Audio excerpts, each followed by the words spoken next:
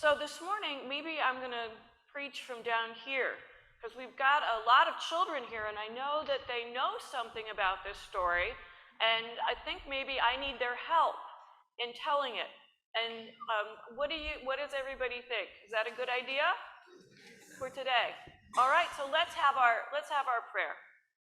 Loving and gracious God, we thank you for your stories.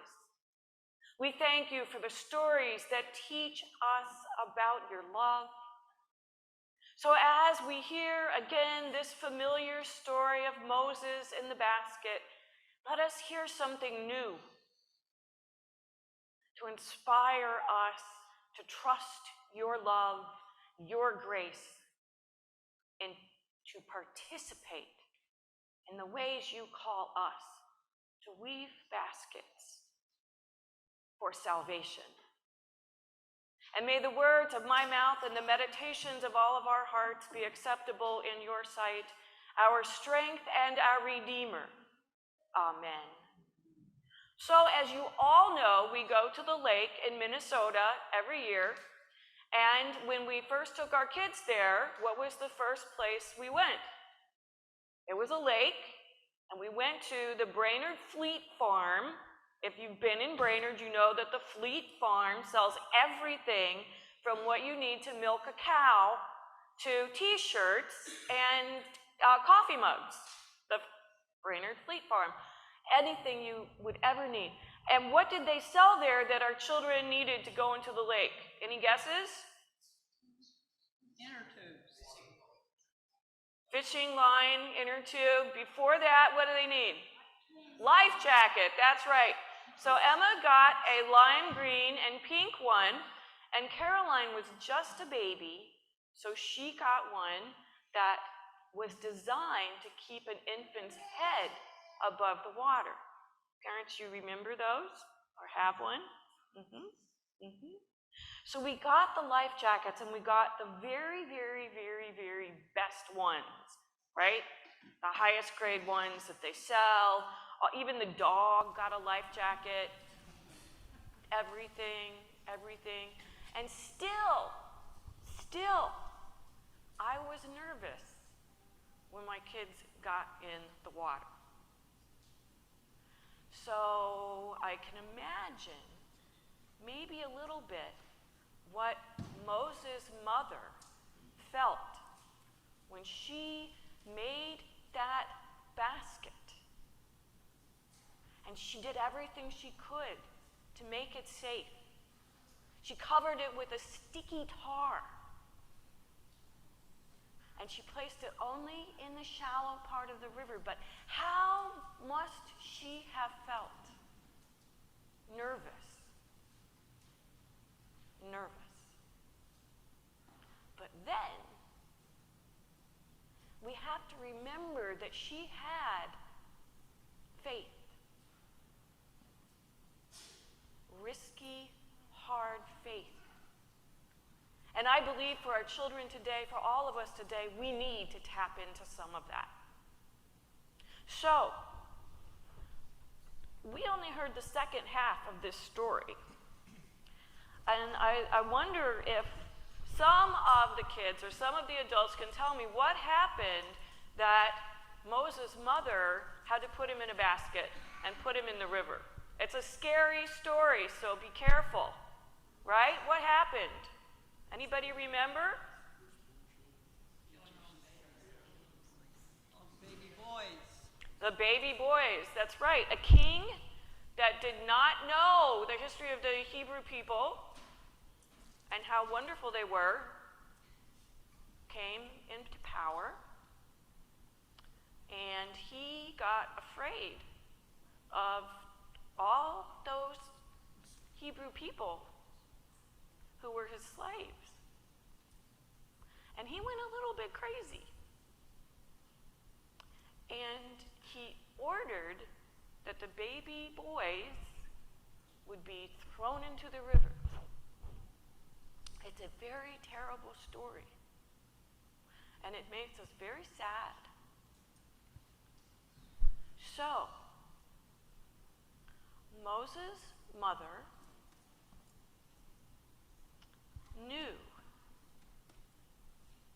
the stories that she was told as she grew up. She knew the story of creation and how God made heaven and earth, and God made these seas and the waters and the ocean, and God made order out of chaos. And God said something very important about creation. God said that creation was good, very good. And God made people, and God said, human beings are good, very good. And so when Moses' mother looked at her son, she knew he was good. He was good. She also knew this other story, and I know that you all know it. The star of the story is Noah. And what did Noah do? Come on. Come on, come on, come on. Who knows the story of Noah's Ark? Right, you guys know the story of Noah's Ark. And what was going to happen that Noah built the ark? It was going to rain, rain, rain. Remember, 100% chance of rain? That's right. What else happened? You got to talk louder. It rained for 40 days and for 40 nights. And in preparation for this, God told Noah to do what? Build an ark. Do you remember that Noah was supposed to put something on the outside of the ark to make it waterproof? Do you remember what it was? Bitumen. And? Pitch. Right. And what did Moses' mother put on the outside of that basket? Same thing, bitumen and pitch. And you know what the word for basket is there that we translate basket? It's little ark. We say basket, right? And we love basket, and the whole thing, the title of the sermon is Basket Maker. But it was a little ark, made the same way that God told Noah to make the ark. So Moses' mother actually becomes Noah. And she makes this little ark, and she does what Pharaoh said, put the baby boy in the river. And she sends Moses' sister, what's her name? Miriam, to go and watch what's going to happen. And they go to the part of the river that's very near the palace where the princess bathes. And they float that little basket. And baby Moses starts to cry, and Pharaoh's daughter hears that cry, and there's a moment where we have to wonder what's going to happen. Because whose father gave the order to throw the baby boys in the river? The princess. The princess who's standing right there. She has to decide in that minute. And she says, this is one of the Hebrew babies. She said, this is one of the slave children. And this isn't just, oh my. This is,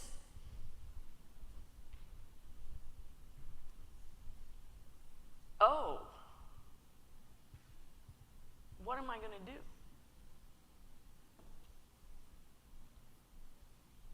You know, when you defy Pharaoh, even if you're his daughter, it's not good. But she says, not anything right away, but Miriam steps in and says, would you like me to get somebody to nurse him for you? And she says, yes. And right there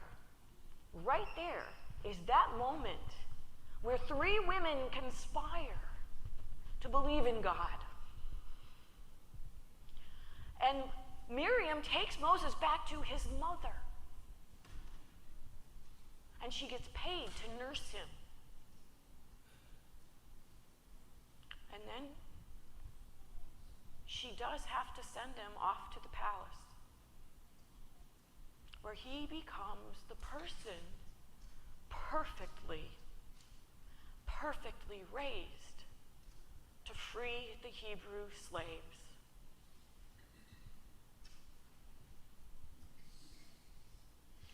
So, I gotta see what's next.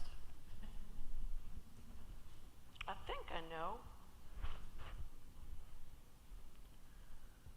We're going to come in the next few days where we have to send our children off to somebody else. And we do everything in our power to protect children. We buy toilet seat locks and push little things into outlets. Go online to find baby-proof your house, and you can spend $20,000 on baby-proofing your house. Am I right? Amen and amen.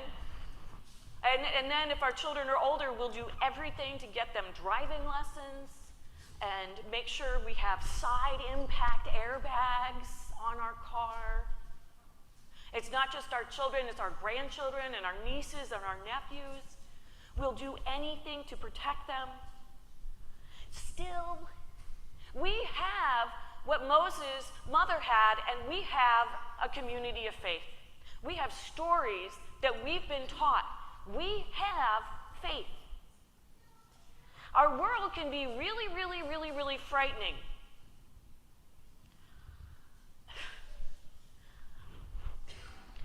Our young people are experiencing the worst mental health crisis in the history of our nation, and we do not have to wonder why.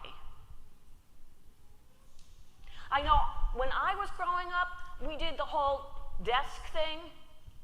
You got under your desk, right? Today, what do the kids do? You know what they do. You know what they do. Exactly. They lock themselves, they be quiet, they go behind bookshelves, closets. It's a scary world. There's that existential threat of climate change. We have to remember and teach our children that creation is good. And humankind has been made good. We can't just let them see the bad news. We have to remind them that the creator of the universe is on our side. And that means the side of humanity and life and creation and rocks and trees. We have to remember. And we have to work to build these baskets, these little arcs of love, like we did when we gave the blessing.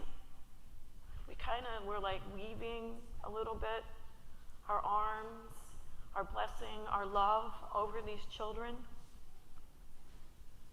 That's what a community of faith does. We'll be making little arcs for children in Sunday school, not literal. We're not going to, bring in papyrus paper and bitumen and pitch, because Tide would never get that out.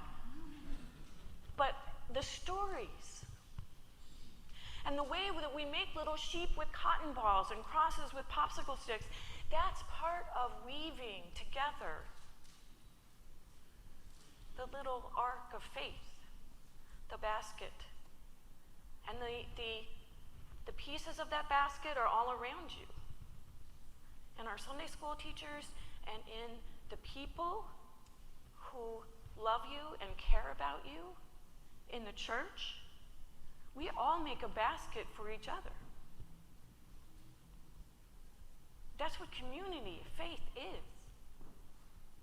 And then we bring children to the font. And when we think about it, that's all about Moses.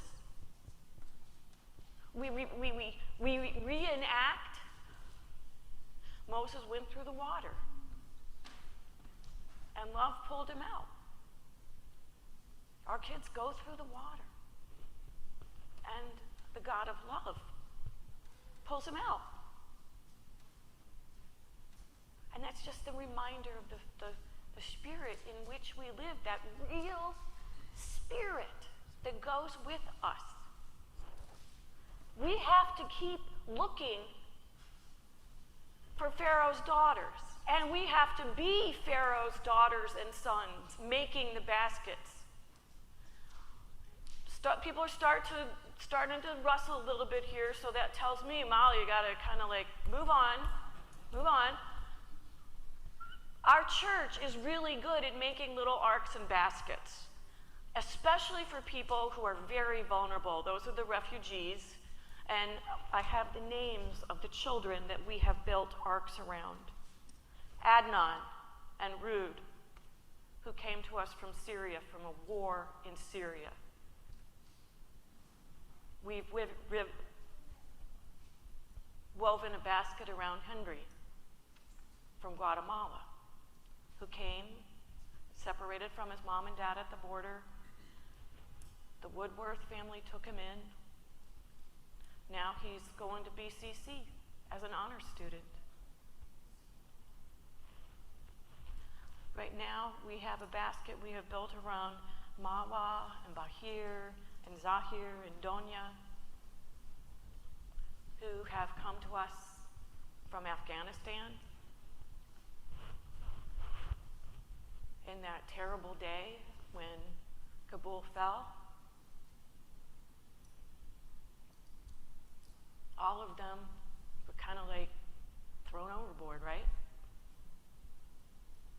And God worked with us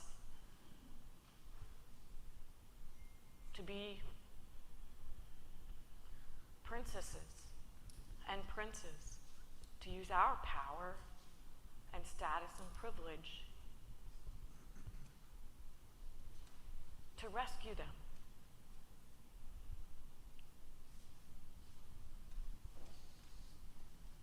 And then we send them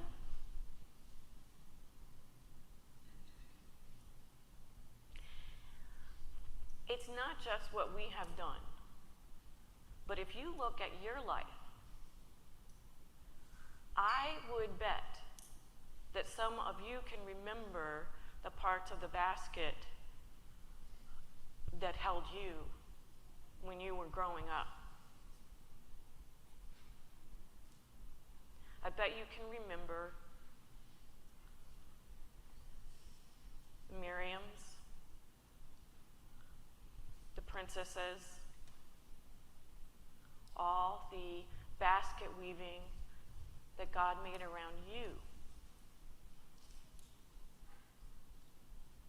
And so for a little while, just rest in the basket of God's love. Be that baby and feel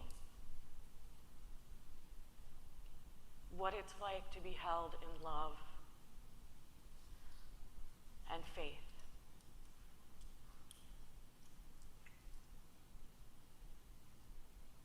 Amen.